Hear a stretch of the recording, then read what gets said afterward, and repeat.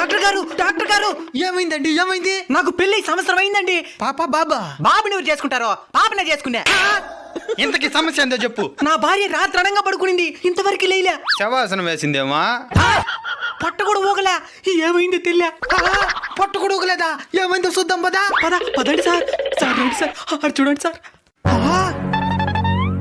అందమైన భార్య sir, ఎట్టయినా కాపాడేయండి sir.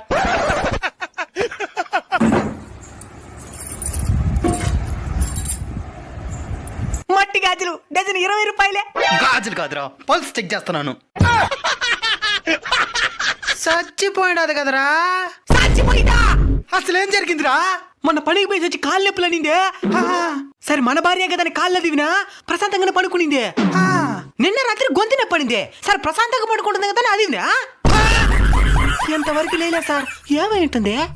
ఏమైంటుందా? చంపేశా.